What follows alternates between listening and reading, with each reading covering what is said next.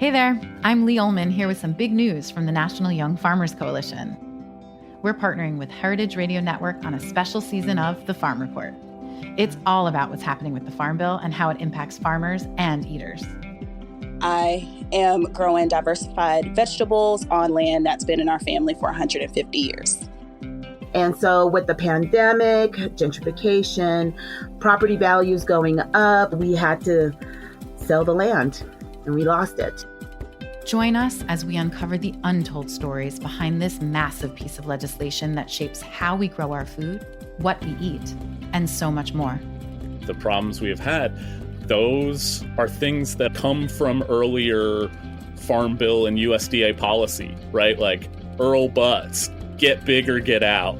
You know, it's my responsibility to know not only what I'm eating, but then like how that all came to be. And realize like, wow, like this piece of legislation, all this money, like it's technically something that I support as a taxpayer. While Congress debates the next Farm Bill, this is not just an invitation to listen. It's a call to action. Be part of the conversation. Subscribe to the Farm Report on Heritage Radio Network, wherever you listen to podcasts. This episode is brought to you by Danone North America, the world's largest B Corp, committed to doing all kinds of better for people and the planet. Learn more at DanoneAwayFromHome.com. This week on Meat and Three, we look at the ways indoor and outdoor spaces are being reconceptualized during the pandemic to better suit new modes of living, working, and eating. It's brought a vibrancy and an energy back to the city streets that was so dearly missed during the height of the pandemic. This is about how we can grow indoors all year round, using proprietary technology that we've developed. How do I have someone understand, look, don't take a next to the June berries because you can eat those. That's free food. Tune in to Meat and Three, HRN's weekly food news roundup, wherever you listen to podcasts.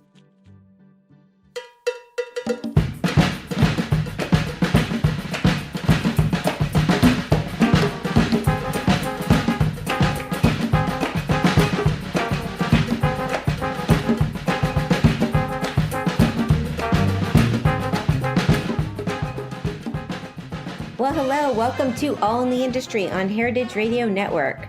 I'm your host, Sherry Bayer. It is Wednesday, October 28th, 2020. This is the 270th episode of this series, which is dedicated to behind-the-scenes talent in the hospitality industry.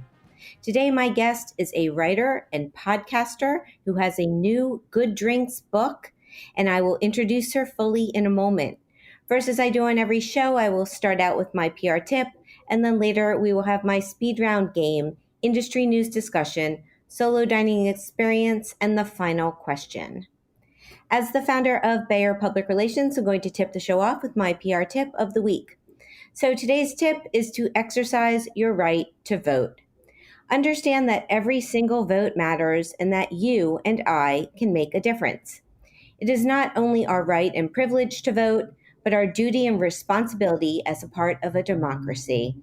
Voting is our voice, our way to be heard, and our chance to implement change. So don't hesitate or delay. Now is the time to rock the vote. That is my tip today. Now, I'm excited to have my guest joining me. It is Julia Bainbridge. She is a writer, the creator of the Lonely Hour podcast, and the author of Good Drinks, a new book featuring alcohol-free recipes for when you're not drinking for whatever reason. Julia is an editor who has worked at Condé Nast Traveler, Bon Appetit, Yahoo Food, and Atlanta Magazine.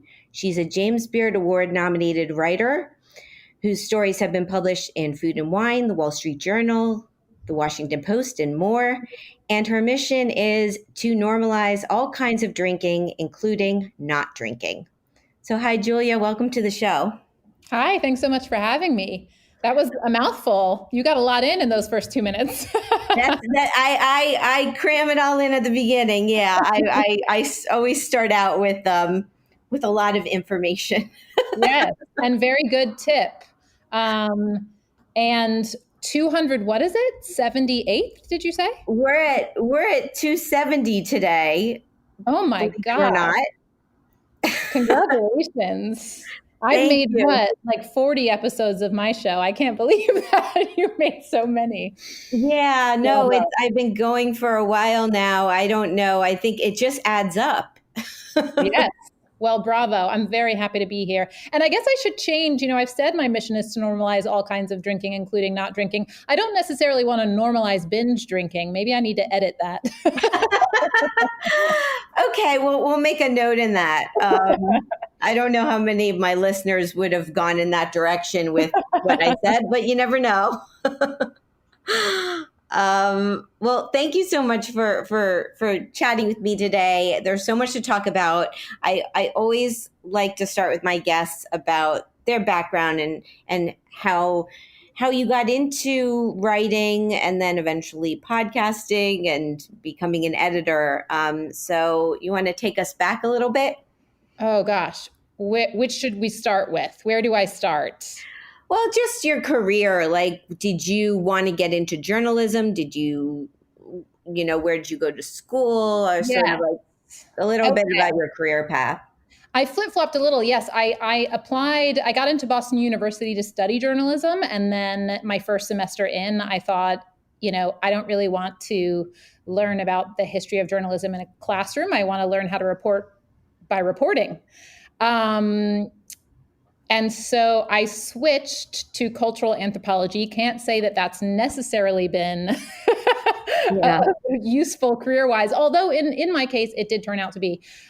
So essentially, I switched. I studied cultural anthropology as an undergrad, but I almost say I double majored because, I worked for the school paper, and at Boston University, we covered both campus news and Boston City news. And it was a daily paper, believe it or not. So, I can't believe we were full-time students and also getting that paper out on people's doorsteps every morning, but we were. And every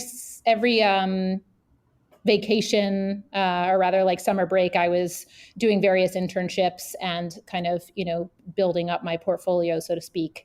And it was through cultural anthropology that I learned there was this whole world of food writing, of academic food writing, of looking at a people through the lens of food, through what they eat, through what they don't eat, right? Through what's taboo. And this is very much tied to our identities. And so that's sort of what gave me the food bug, also being privileged to grow up, traveling a lot, and never was a beige food kid. Definitely had an open mind, and was made to eat whatever was put in front of me, and did. And so all of that came together, and I kind of thought, okay, I'm going to combine this food thing with the journalism thing and try to go be the next MFK Fisher. Obviously, that didn't exactly happen, but it did turn out that I was able to write about food.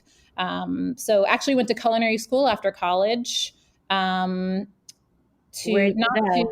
went to the California Culinary Academy in San Francisco. It was a program that was a little over a year. So I really went to get familiar with technique and terminology, not necessarily to have, the mother sauces drilled into my head and go into restaurants. I knew I didn't want to cook for a living, but just one of those broad strokes so that I could be better equipped to write about food.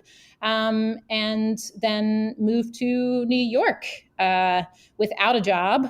And tried to find one and can continue on from there. But yeah, that's sort of the very beginnings.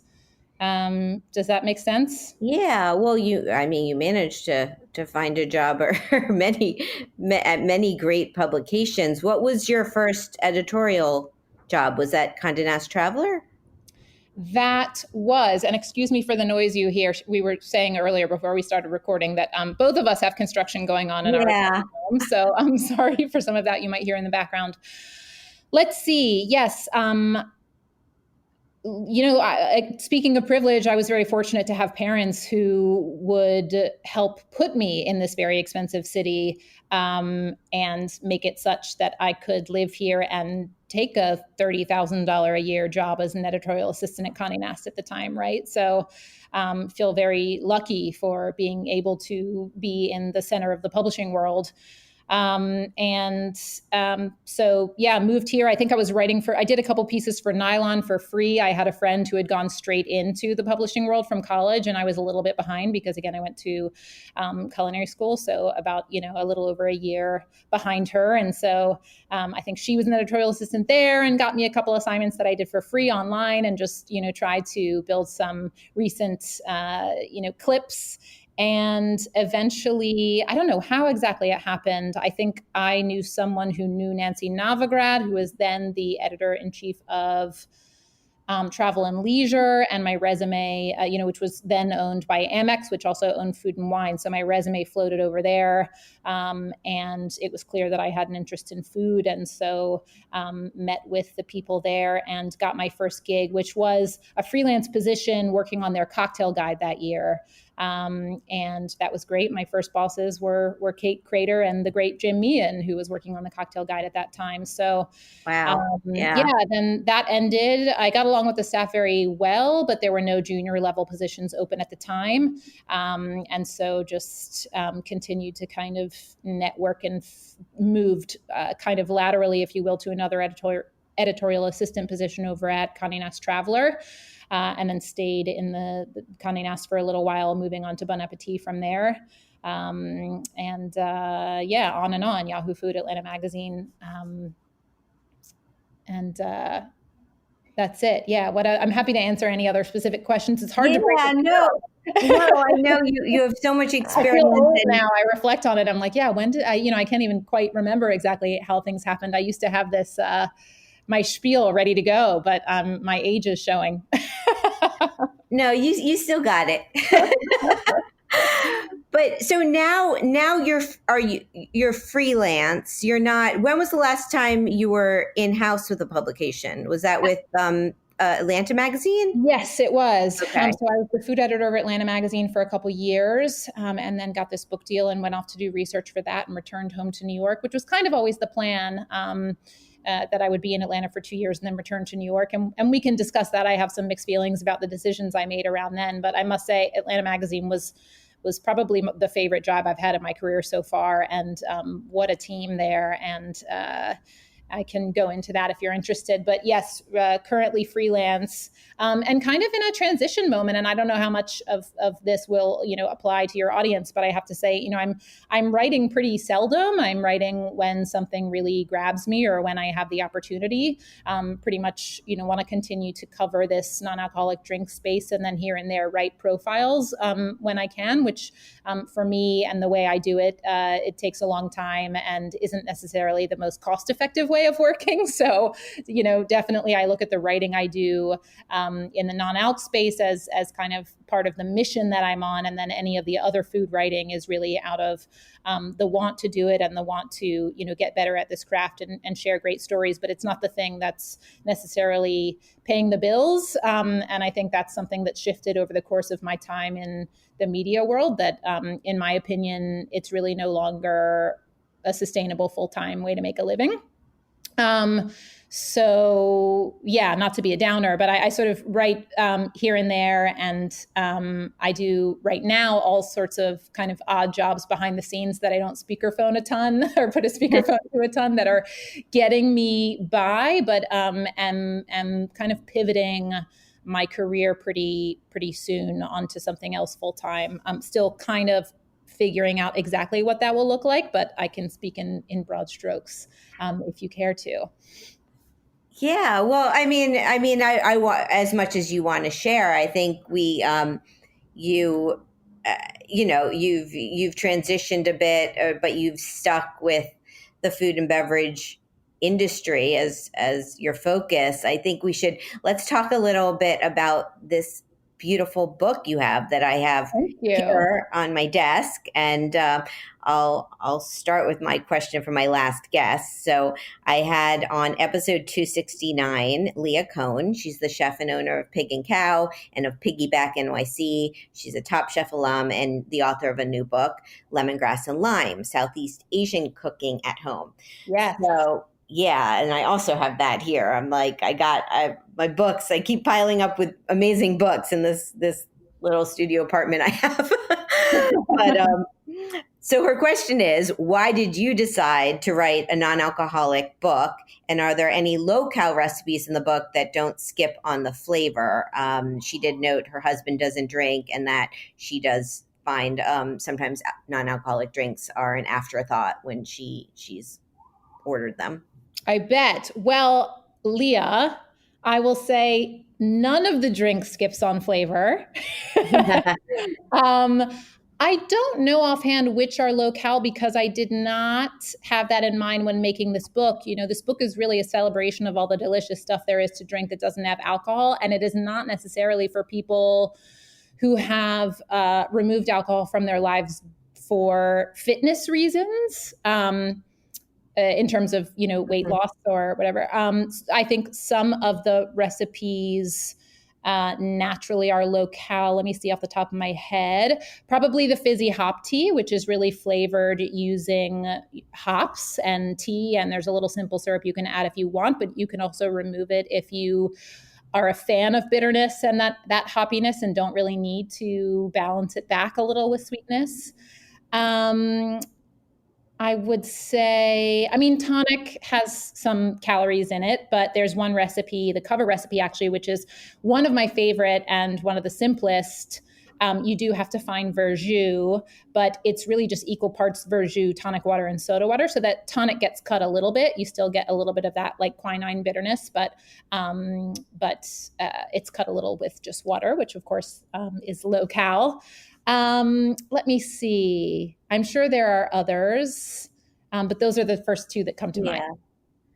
Yeah. No, I've been looking through the book and getting inspired to what drinks I want to make at home. And I love that you have also the different, you note how complicated it is to make certain drinks. Yeah. I mean, I think I put the commitment level sort of key on there because I know that I can be a relatively lazy home cook sometimes, you know, and sometimes I'm more ambitious. But I think, you know, I have been frustrated sometimes with cookbooks that package things, meaning, you know, either the way the recipe title is written or the head note telling me it's going to be quick and easy. And so you know, on a Tuesday night, I'm home from work. And then I read the recipe and there are 2 sub recipes. And even if one of those is a vinaigrette, like I don't necessarily want to start making that at 7 o'clock when I'm hungry on a Tuesday. Right. So with the key, you know, you're able to see without, you know, investing and reading the full page, kind of what you might be getting into in terms of labor. So if you want kind of a quick fix, you can go with a level 1 and then push a level 4 to the weekend. And I like some of the level 4s. I mean, I really like rolling my sleeves up and cooking, you know, kind of cooking these drinks, which like, I also think it anoints them to proper drinks that like, yeah, no, there's skill and labor involved in producing these things. And that's what's going to get you complexity of flavor. You know, that's what's going to get you something that's not just a syrup and soda. Yeah. Well, I mean, I feel you and I connected about non-alcoholic drinks maybe a couple of years ago as someone myself who doesn't drink. And I found I was, you know, my typical order was water or club soda. And this book has so many exciting and unusual recipes so why don't we talk a bit about like how did you go about the process of creating the book? What recipes did you decide to put in it? And why did you think it was important to do a non-alcoholic drinks book at this time? Yeah. Okay, let's see. I know that's a lot. I think that, I mean, the drinks world itself was moving beyond syrups and sodas, right? And I really wanted to capture that. So I think the reason for the book is serendipitously, I removed alcohol from my life at a time when more energy was being put into this category. I almost struggle with, you know, the term author, you know, or that I wrote this book because I kind of see it like I put it together. It's very much a compendium and very much rests on the work of the experts, right? Of the people who have been working with liquid, you know, for over a decade behind the bar, doing it day in, day out. but yes, I did remove alcohol from my life. And, if I was out at bars and restaurants with friends and looking for things to drink that, weren't just water and weren't soda. And I found that, oh my gosh, there's actually a lot of stuff. And oh my gosh, some of these drinks have names. And oh my gosh, they are taking up real estate on menus right next to the, quote unquote, regular cocktails. And so there was this new energy and this new kind of acceptance. And I really wanted to highlight that for people who maybe live in places where that wasn't going on yet. And put it together in this book, make it look really sexy, make it look like a party, and just celebrate all the delicious stuff there is finally to drink for those people like you who may have, and you can speak to this yourself, maybe I'm wrong, but kind of have felt like a second-class citizen at times when you've been out at bars and restaurants and you're given, whatever juices and syrups have already been prepped for the regular cocktails, and they're just kind of thrown together and you get something that's too sweet, right? And that's the bad rap that this category of drinks gets, being too sweet, because it's often been an afterthought, right? Yeah, I've generally speaking have found non-alcoholic drinks or mocktails or whatever we want to call them to be a bit disappointing when I've just had bartenders like make me a drink, being that they've come out too sweet or too sour, and also it's when it's you're then paying extra money for something that I don't feel I necessarily need. Maybe it's also the calorie thing. Like I don't feel like I need it to complete my experience. So I've been sticking mostly with club soda. I have to say though, I have over the years had some exceptional non-alcoholic drinks. One that stands out, I talked about before with people is I was in London and I went to the Clove Club and they made me a drink that had a smokiness to it with melon, something they did. And it was so complex and interesting. I think about it all the time. So the UK is ahead of us in this realm. I think we're still kind of in the first or maybe moving toward the second inning of all this. So I'm looking forward to seeing, how things shake out. Because you did this road trip across the US, which is pretty cool, I think. Yeah, I was able to do research this way, so I thought, why not? I mean, it's stuff was not just going on in New York and LA. There are, great bartenders who are thinking about people who don't drink all over the place, So I got in my car and drove around for a while and just cast a really wide net and met with a bunch of people and tasted and talked and gathered recipes and brought them all back to my kitchen in Brooklyn and then tested the heck out of them and had them cross-tested as well and tried to make them as home cook friendly as possible. I'm sure some of the level 4s, people won't actually make, although some people have reached out to me on Twitter and say they are making the pine needle champagne from Sarah. So, who knows? But, part of some of the recipes that are really labor intensive are there to just show you like how far things are being pushed and where this category can go. But yeah, the majority of them were tested definitely with home cooks actually making them in mind. And what else? I forget the other piece of the question. Yeah, I just wanted it to exist. I mean, the last book that was similar that I saw on the market was called Pregatinis, and I think that sold very well. But I think it's time for something fresh. Yeah, no, I love the photos of the drinks as well. Whether you make them or not, just looking at them, they're very appealing. Yeah, the vision was a huge part of this, and was part of even the proposal, because I wanted to be sure that we were going to be able to execute it the way we wanted to. And it's funny, Mike Lee, who I hired to help design this book, who worked with me when we were at Bon Appetit, got kind of started mood boarding this from my closet, from how I dress. Well, I was going to ask you about this. It was last week you were posting those amazing photos of you in your fashion looking, comparing to the drink. It was so clever and well done. Oh, thanks. Yeah, that was just a little fun. So this is, Sherry's referring to just a little Instagram campaign, if you will, I guess. Yeah. Little series of photos. It really came about organically because I'm a fan of Mara Hoffman, who's a designer. I feel like her collections have just been getting better and better over the years. And it was last summer, I think, when the fall 2020 collection first dropped on Vogue.com. So they do these slideshows. And my jaw was on the floor because I thought, oh my God, like these are the drinks. Like so many of these items look just like the drinks in the book. I mean, we had already shot the book, right? So immediately I put everything down at my desk and put together a document like pairing the unedited shots of the drinks with some of those items that I saw and sent it over to Mara Hoffman as a proposal saying, hey, this is too much fun. Could we maybe collaborate in some way? So they loaned me some items to wear and photograph and just have some fun. And, it's fun landing on a page and seeing a photo of the drink and swiping and seeing that it's come to life in a different way. I mean, especially the honeydew avocado agua fresca, the color of that strapless dress that they made was so that perfect green. So it was just fun, and I had planned it before COVID hit, and part of me struggled with moving forward with it because I thought, God, this is so frivolous.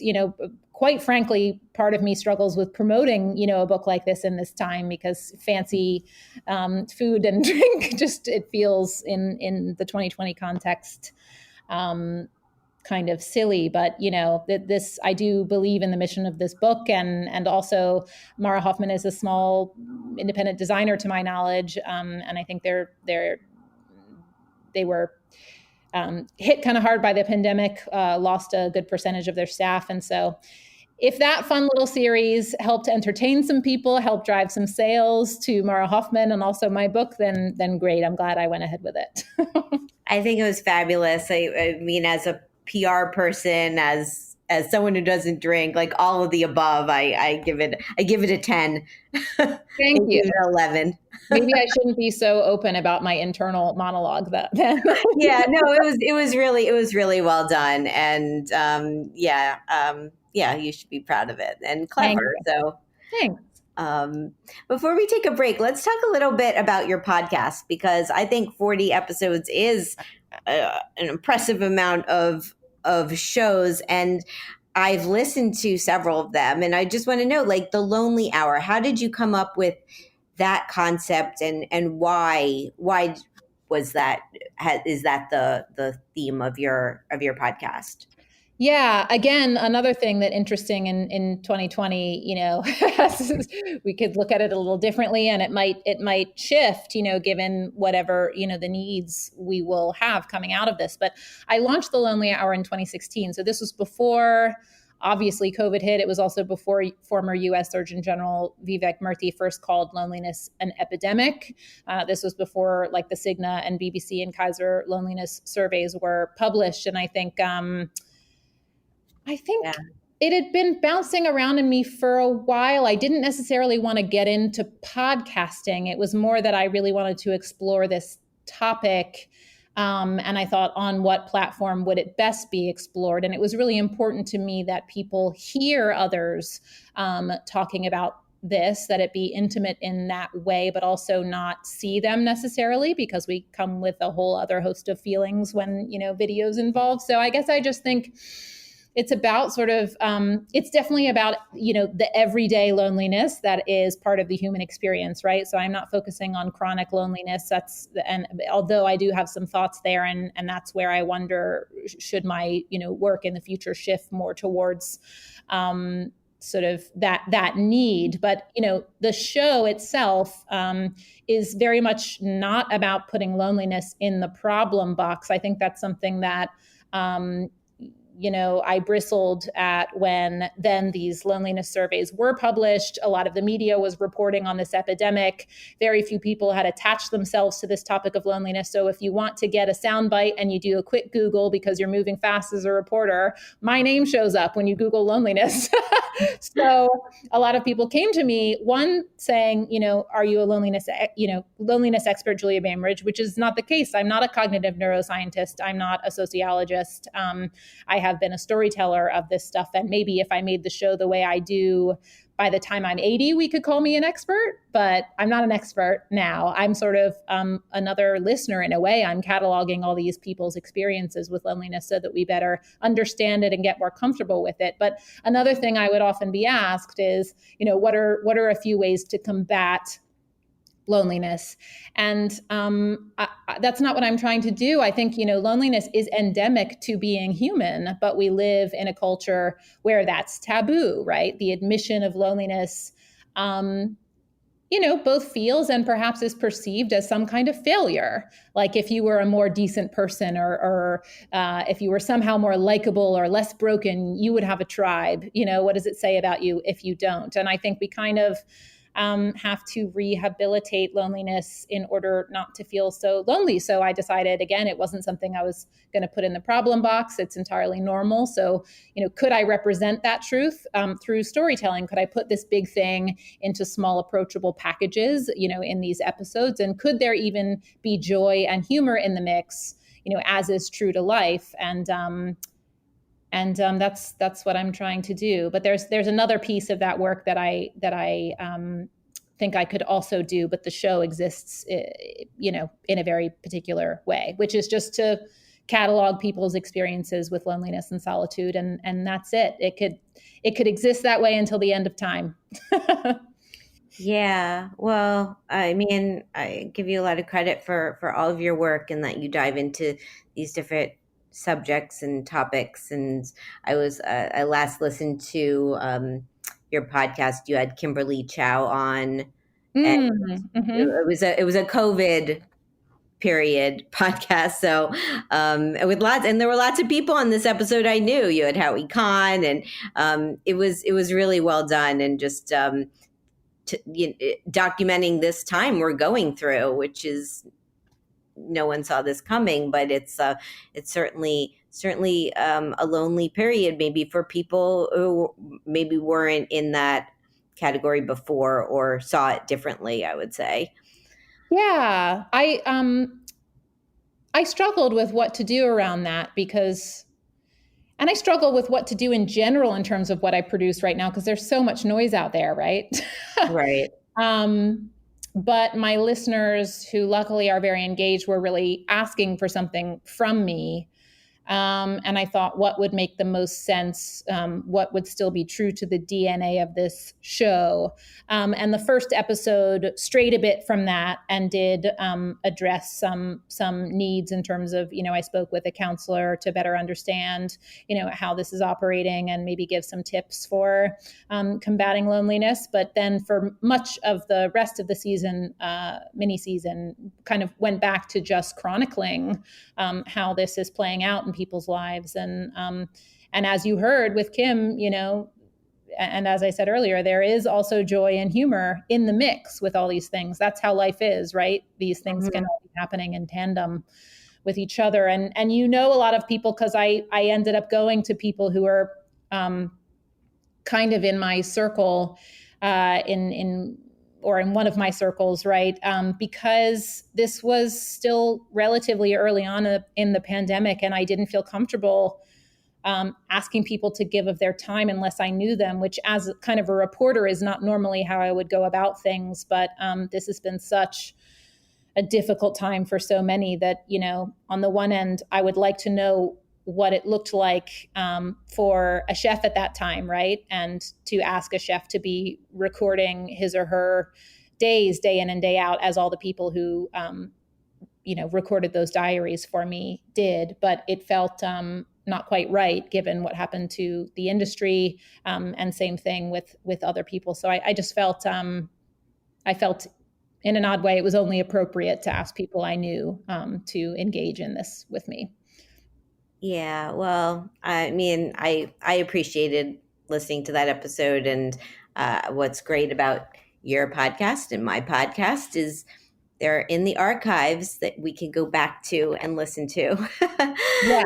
So, except I have 40 or however many and not 200 some odd. But, yeah. As you know from listening, my show is highly edited. And, those diaries came together. Yes, it was, say, 20-minute episodes, but those were weeks of recordings.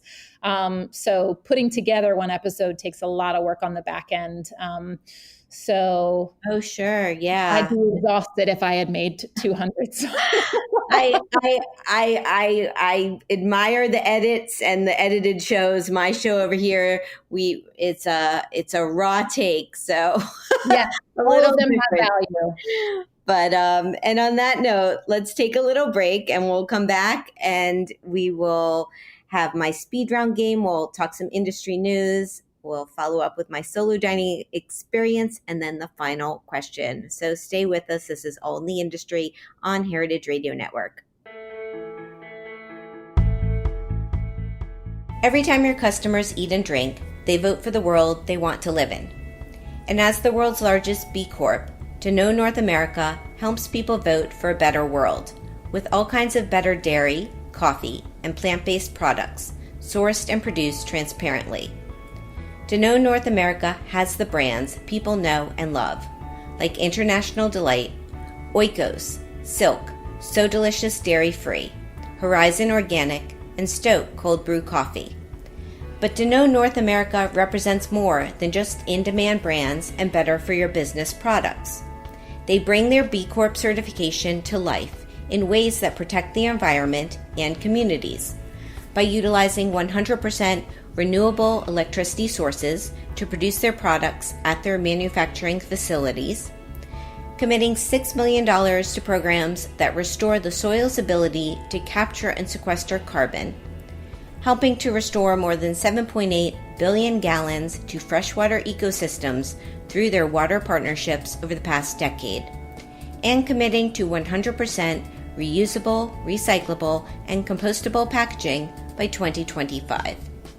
Learn how you can choose better at DanoneAwayFromHome.com.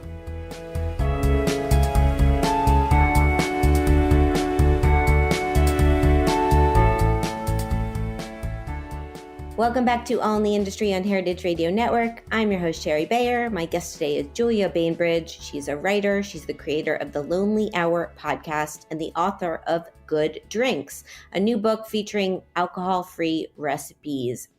So, Julia, it's time for my speed round game. What this is I'm going to name a couple things and you get to pick your preference, such as chocolate or vanilla. Ooh, do I have to explain why? No, it's a speed round, so you could just go through them fast, or sometimes, I don't know, everyone plays it a little differently. Sometimes they feel the need to give explanations. Okay. Whew, my heart rate just went up a little bit. Okay, here we go. Okay. Eat in or eat out? Well, is it 2020? You can interpret this however you feel fit. It is 2020 though. I'm going to eat in, meaning at home. Okay. Now, wine, beer, cocktail, non-alcoholic beverage, or champagne? Non-alcoholic beverage. Okay. Now, I have been saying mocktail because it rhymes with cocktail and it comes off the tongue a little smoother. But from now on, I'm going to say that because I know the term mocktail isn't loved by everyone. It bothers me less than it bothers others. I understand both sides of the story, so you're safe with me. Yeah. It doesn't bother me for some reason at all. And so, but yeah, there's a lot of more fun names, I guess, for non-alcoholic drinks these days. So maybe I'll just switch it up every week. Okay. So a lot to choose from. Yes. There's a lot of anxiety over that endeavor, which is why I ended up just calling it the book Good Drinks. But that would not be fair in a bar. I sort of skirted that whole issue. Yeah, I hear you. Okay, we'll keep going. Okay. Tasting menu or a la carte? I'll say a la carte. Small plates or large plates? large plates. We're entering into winter. I'm just wanting like a big plate that I choose in front of me. And that's how I'm feeling. Yep. Yeah, that's good. Okay, communal table or chef's counter? Chef's counter. Tipping or all-inclusive charge? Oh, God. I feel like I haven't done my due diligence in terms of going down the rabbit hole and on all the takes on what is right or wrong. But why don't I say all inclusive? Okay. Writing or podcasting? Writing or podcasting? Yes. Wow, that's a tough one. I stumped you. Oh, wow. You know what? Today I'm going to say podcasting. Okay. There. I've got 3 more. I've got Club Bainbridge dancing or karaoke. Club Bainbridge all the way. Another fun thing you did. It's a zero. You're never at capacity. Literally everyone is invited. Love it. Okay, cheese plate or dessert? Cheese plate. Manhattan or Brooklyn? Brooklyn. Awesome. That's the game. All right. Did I pass? You passed. You get an opportunity now to talk some industry news with me. Great. Great prize. But yeah, that was fun. What is going on? What is the industry news we shall discuss? So I had 2 articles, but I think the one that we'll talk about first, if we'll see if we get to the second, is in 750 Daily, why the alcohol-free category is thriving. Many assumed the pandemic would end the sober curious movement. They were wrong. And this was by Joshua M. Bernstein. And you are quoted in this article, so I know you're familiar with it. Yes. What should we say about it? Well, I think it's interesting. I mean, I think you know this. I've been working with John Weissman of Curious Elixirs and conversations with him, and he's also in this article talking about how sales have been way up for Curious Elixirs. So I wasn't surprised where I read this to see that it's not just his company. But it is interesting because I think some people with the pandemic were resorting to alcohol. And so not surprised there's great alcohol sales going on. But the fact that there's a sober world and people are, drinking non-alcoholic beverages and taking care of their health. And it's, maybe it is surprising to some people that this is the case. Yeah, I don't know. I mean, maybe Josh found some. I know he referenced some data, which I have to wrap my head around. But to my knowledge, there's little to no data yet on trends toward moderation or abstinence this year. So discussing it kind of relies on anecdotal analyses. Of course, in his piece, he's showing that these products have been selling. So that's definitely one data point, right? Mm-hmm. But I actually did a story on this kind of, I talked to, 50 some odd people between the ages of 20 and 60, and they had all decided to reduce or stop alcohol consumption during this time. Some just wanted to be their fittest, physically and mentally. Some wanted to cut down on costs. Some had always wondered if they drank too much and quarantine became an opportune time to explore sobriety, right? Like you have no awkward social encounters if it's awkward for you to discuss your drinking because there are not social encounters. So right. So yeah, it's interesting. I don't know how if this will change the way America drinks in any meaningful way long term, but I'm watching it. It's interesting for sure.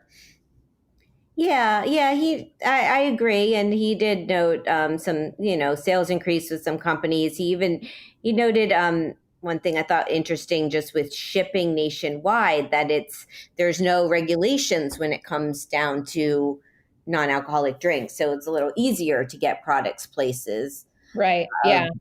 As a point of this. And, what's interesting in this is there are so many products out there that I didn't know about that I'm now curious about. The category has just really expanded. It really has. Yeah. So much has come onto the market since the time that I wrote the book. I almost, wish it weren't the case so that I could have had a whole section on products, right? Because I've sort of made it my business to import bottles that aren't yet in the US. And I'm trying to find all the good stuff because it's great. Like, for the drinks in my book, yeah, there are, for people like me who might enjoy cooking and building these things from scratch, great. But, some people don't want to do that and don't drink, and they want something bitter or complex. They want something they can just open and pour and deliver on that experience. So it's so great that there are a bunch of these products now that can do that. Also for bartenders to be able to lean on a non-alcoholic bar without,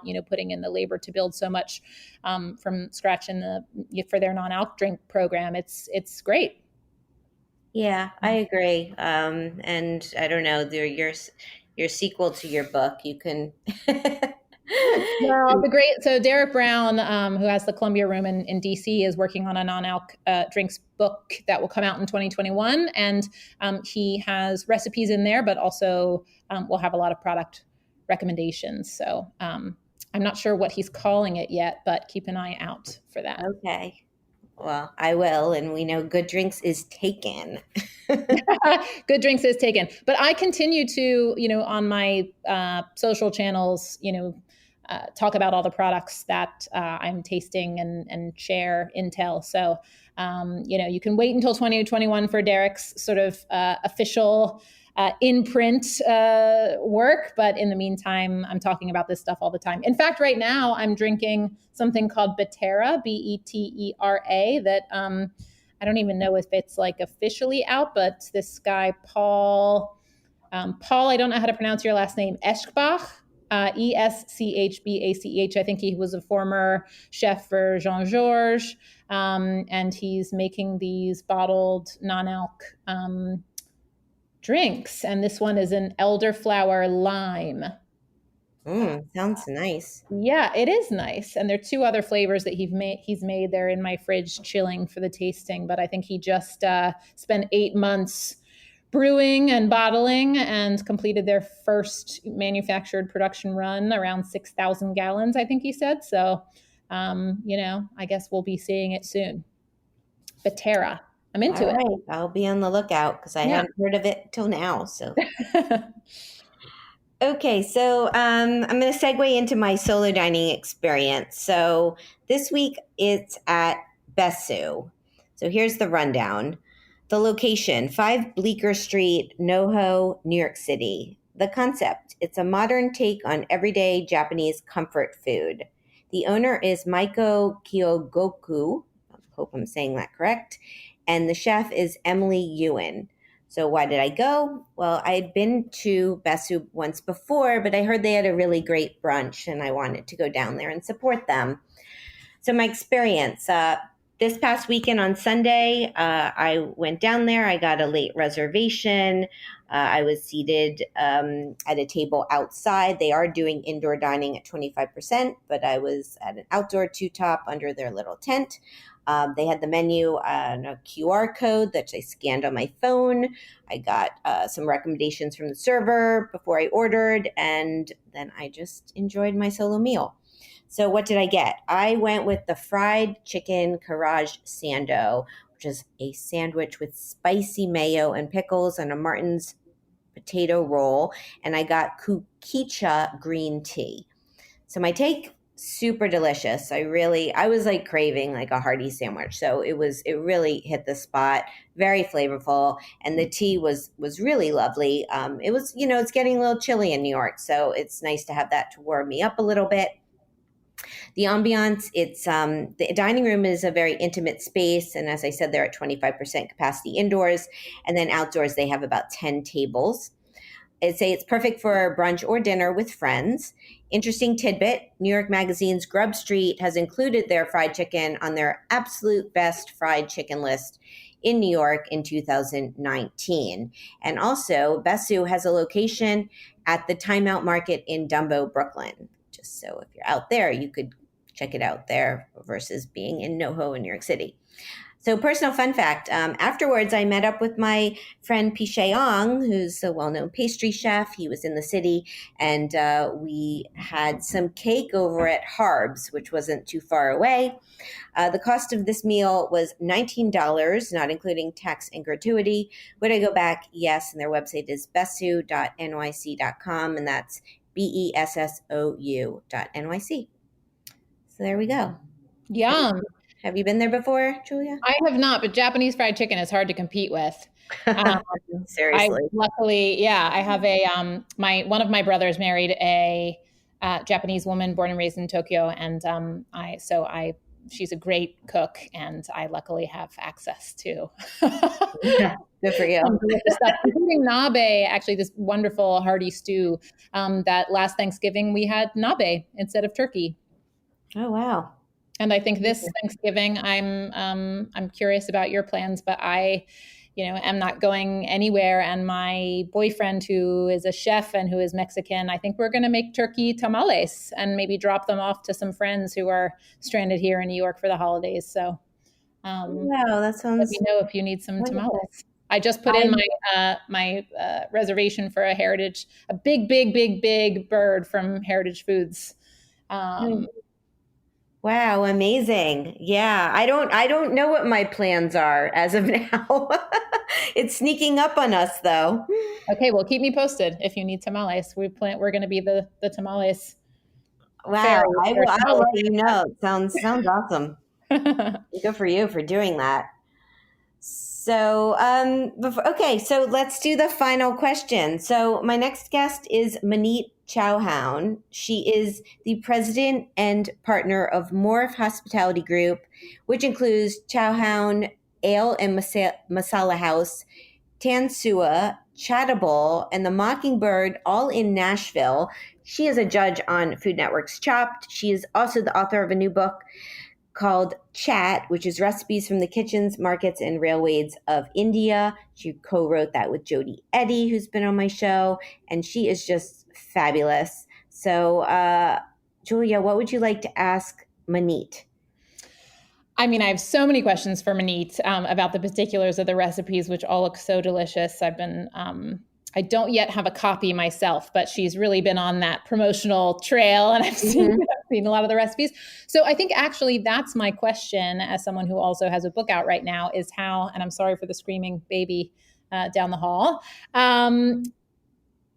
how has promoting a book in this time been going? Like, we can't do a tour or in-person events like we might have planned, or like our publishing houses, PR teams know how to do. So how has that been going for her? And, or whichever one she wants to answer, what was the process like co-writing a book? How did that work for her? Who did what parts? And would she co-write again, or would she do it herself? I have so many questions, but promoting the book in COVID times and co-writing, how that process was like. Yeah, no, I'll ask them both. And I don't know, Jody may come on the show with her. We're seeing if we could coordinate that too. But if I will find out how they work together, because I'm always curious about that with co-authors, or who does what and there's no one way to do it. I mean, I've spoken to a number of people who have co-authored books, and they all have different approaches. So I'm just curious how it worked with them. I mean, I know Jody's really a pro, and I think she's done that a good bunch. So I'm sure she had a process set before she went in. But just curious how it worked for them.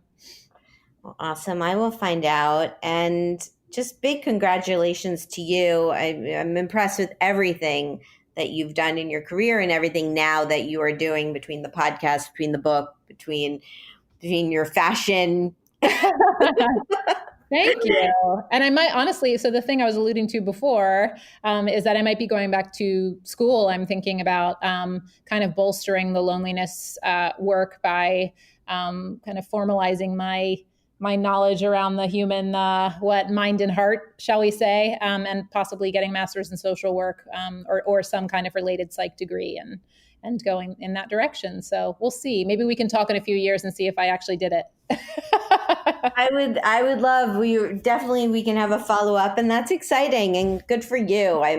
I admire that you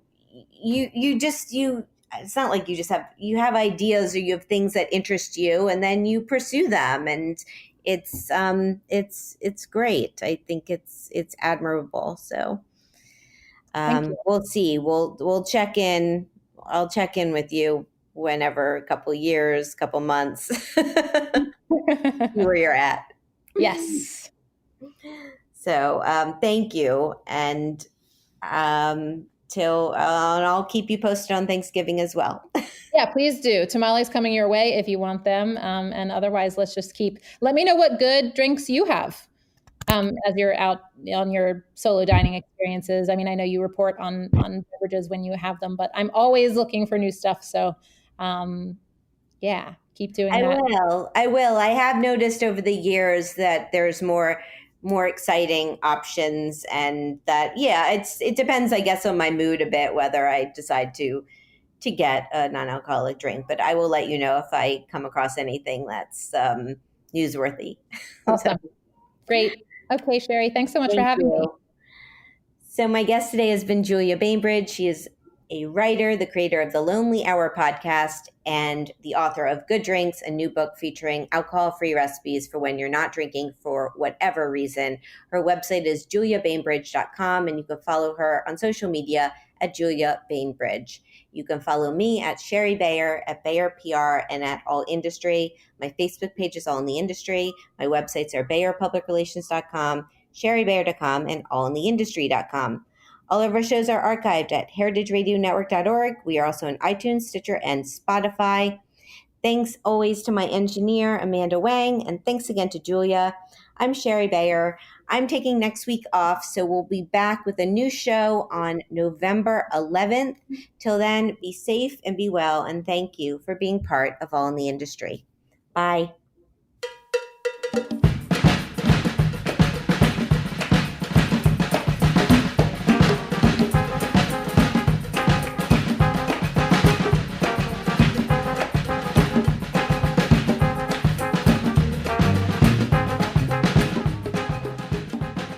All in the Industry is powered by Simplecast. I'm Sherry Bayer, and you're listening to Heritage Radio Network, a member-supported podcast network broadcasting over 35 weekly shows live from Bushwick, Brooklyn. This year, HRN is celebrating 10 years of food radio.